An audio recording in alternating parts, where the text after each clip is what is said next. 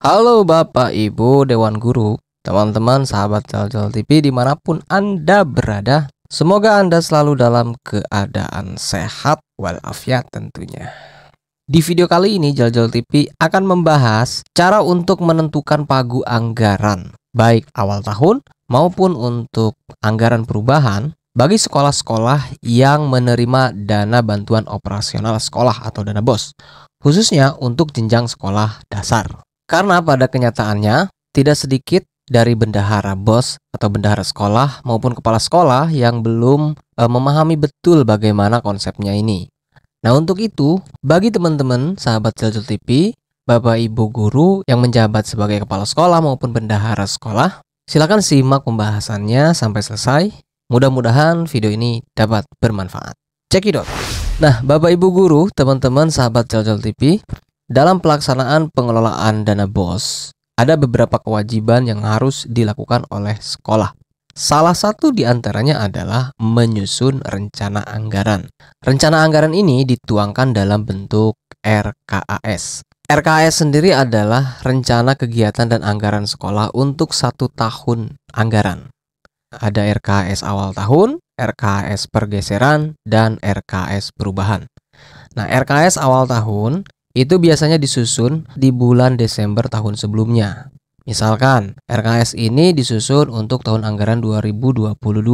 Nah, RKS awal tahunnya itu disusun di bulan Desember tahun 2021. Nah, seperti itu. Kemudian ada RKS pergeseran. RKS pergeseran disusun apabila ada instruksi dari pemerintah daerah terkait dengan kebijakan-kebijakan tertentu yang mengharuskan adanya pergeseran anggaran. Karena anggaran BOS sendiri yang bersumber dari APBN dengan sistem pengelolaan daerah. Makanya ketika ada kebijakan yang urgent sifatnya, maka tidak menutup kemungkinan pada saat-saat tertentu sekolah diinstruksikan untuk melakukan pergeseran anggaran. Contoh konkretnya ketika terjadinya wabah COVID 2019, setiap sekolah melakukan pergeseran anggaran untuk mengakomodir kebutuhan-kebutuhan penanggulangan bencana COVID. Dan yang terakhir yaitu RKAS perubahan atau disebut dengan RKPAS. RKPAS atau RKAS perubahan ini disusun setiap bulan Oktober tahun berjalan. Hal ini dilakukan salah satunya untuk mengakomodir perubahan data siswa di setiap tahun ajaran ya. Biasanya kan ada perubahan siswa baik bertambah maupun kurang atau tetap. Oke, di sini saya sudah siapkan format RKS-nya ya. Ini adalah RKAS atau Rencana Kegiatan dan Anggaran Sekolah Awal Tahun, tahun anggaran 2022. Nah, bentuknya seperti ini. Ada kode rekening, ada program kegiatan SNP, ada uraian, ada rincian yang terdiri dari volume, satuan, harga satuan, kemudian jumlah, dan pembagian per tahapnya. Untuk dana BOS sendiri, khususnya untuk jenjang SD, pembagian tahapnya itu dibagi menjadi 3 tahap. Tahap pertama, tahap kedua, dan tahap ketiga. Untuk di kabupaten saya, kebetulan di sini pembagiannya untuk tahap pertama itu adalah dari bulan Januari sampai dengan April. Tahap kedua dari bulan Mei sampai Agustus, dan tahap ketiga dari bulan September sampai Desember. Nah, di bagian bawah di baris pertama ada data pendapatan, kemudian di bagian bawahnya lagi ada data belanja langsung yang terdiri dari 3 kategori kode rekening yang masih berlaku di Kabupaten Pandeglang, yaitu kode rekening belanja pegawai, belanja barang dan jasa, dan belanja modal. Namun bagi teman-teman di kabupaten lain mungkin sudah menggunakan kode rekening dari Kemendagri itu ya, yang sudah tidak ada belanja pegawai. Hanya ada 2 kelompok belanja saja, yaitu belanja operasional kalau nggak salah, dengan belanja modal saja. Nah, yang perlu menjadi catatan agar lebih memudahkan dalam penyusunan rencana kegiatan dan anggaran sekolah, kepala sekolah maupun bendahara atau bahkan guru-guru yang lain wajib tahu bagaimana menghitung rencana pagu pendapatan sekolahnya di awal tahun. Untuk RKS awal tahun, dasar perhitungan pendapatannya itu mengacu kepada jumlah siswa berdasarkan cut-off Dapodik per tanggal 31 Agustus tahun sebelumnya. Itu pun tidak menutup kemungkinan tidak semua siswa yang berada di Dapodik itu dibayar oleh negara atau didanai oleh negara. Karena yang didanai oleh dana BOS itu hanya siswa yang sudah memiliki NISN. Nah, seperti itu. Oke, langsung saja kita praktekkan. Misal, kita akan menghitung pagu anggaran RKS awal tahun untuk tahun anggaran 2022. Maka di format RKS ini, kita tulis di sini dana BOS reguler. Dengan jumlah siswa berdasarkan cut-off Dapodik per tanggal 31 Agustus tahun 2021-nya sebanyak 70 siswa. Untuk jenjang sekolah dasar, pendapatan BOS reguler per siswa dalam satu tahunnya itu adalah sebesar Rp900.000. Ya, 70 siswa dikali 900.000, jumlahnya adalah Rp63 juta. Nah, Rp63 juta inilah merupakan pagu anggaran satu tahun bagi sekolah ini. Nah, selanjutnya adalah setelah kita tahu total pagu anggaran satu tahunnya, maka penting juga kita mengetahui berapa rencana penyaluran untuk setiap tahapannya. Nah, sebagaimana petunjuk teknis BOS itu sendiri, pembagian dana BOS reguler untuk tahap pertama itu sebesar 30%. Maka untuk menghitungnya kita tinggal mengkalikan saja 30% dikali pagu satu tahun. Hasilnya adalah Rp18.900.000. Itu adalah rencana penyaluran dana BOS reguler yang akan kita terima di tahap pertama. Kemudian untuk tahap kedua, persentasenya itu adalah sebesar 40%. Maka untuk menghitungnya kita tinggal kalikan saja 40% dikali pagu anggaran satu tahun atau Rp63 juta, maka totalnya adalah Rp25.200.000. Itu adalah rencana penyaluran dana BOS reguler di tahap kedua. Dan yang terakhir sama dengan tahap pertama, pembagian persentasenya adalah sebesar 30%. 30% dikali pagu anggaran satu tahun. Maka totalnya adalah Rp18.900.000.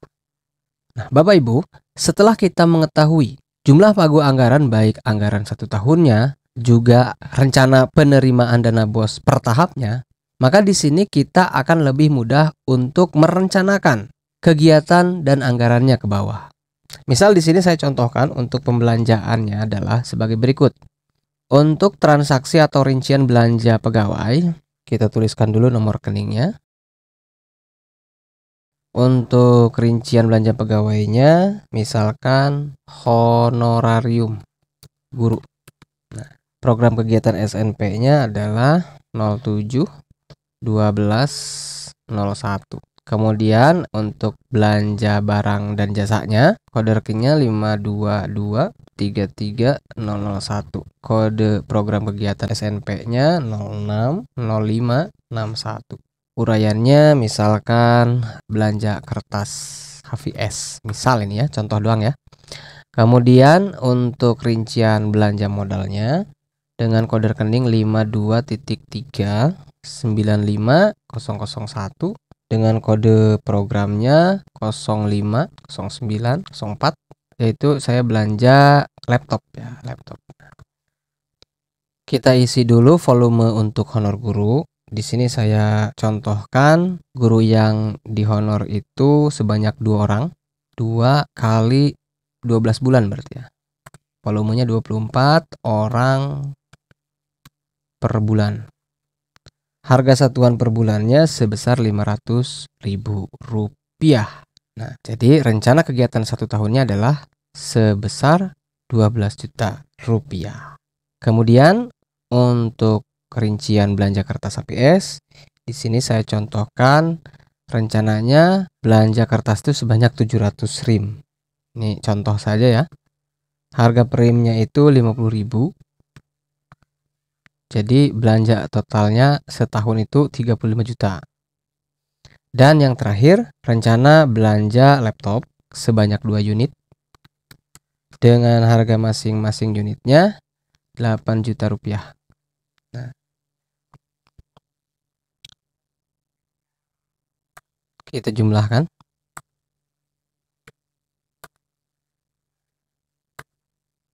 Nah, belanja pegawai 12 juta, belanja barang dan jasa 35 juta, dan belanja modal rencananya 16 juta. Keseluruhannya sebesar 63 juta. Jadi balance atau sesuai dengan pagu pendapatan.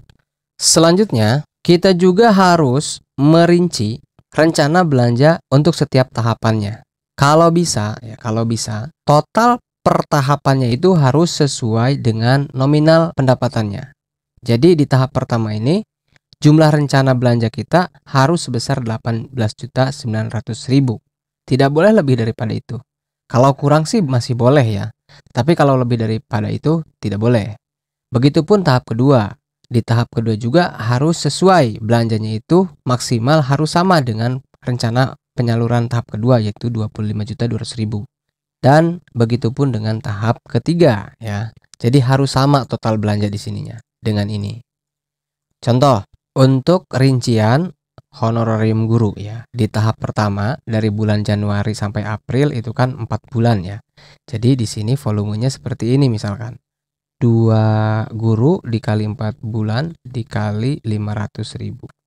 4 juta ya. Maka di sini pun sama berarti 4 juta. Nah, 4 juta dikali 3 tahap maka sama dengan 12 juta. Sudah balance tuh. Kemudian untuk rincian kertas HVS, rencana belanja 1 tahunnya sebesar 700 rim misalkan. Nah di tahap pertama, rencananya saya akan belanja itu sebanyak 298 rim saja ya. 298 rim kali 50.000. Jadi rencananya di tahap pertama itu merencanakan belanja kertas itu hanya senilai 14.900.000 saja. Kita lihat di atas, totalnya sudah sama, sudah seimbang, yaitu 18.900.000.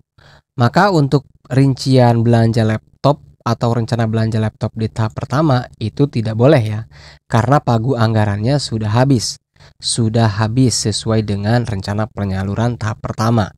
Maka di sini di rincian laptop itu dinolkan saja, dikosongkan. Nah selanjutnya di tahap kedua, saya merencanakan belanja kertas itu tidak banyak, hanya 104 rim dikali 50.000, totalnya 5.200.000. Total belanja langsungnya baru 9.200.000 rupiah. Sementara rencana pagu pendapatannya sebesar 25.200.000. Maka di sini masih ada pagu sisa gitu ya. Di sini saya akan rencanakan belanja laptop sebanyak 2 unit dikali 8 juta. Maka hasilnya 16 juta. Dan total rencana belanja tahap kedua sebesar 25.200.000 rupiah. Sudah sesuai dengan rencana penerimaan atau penyaluran dana BOS di tahap keduanya. Oke. Tahap pertama sudah, tahap kedua sudah, sekarang tinggal tahap ketiga.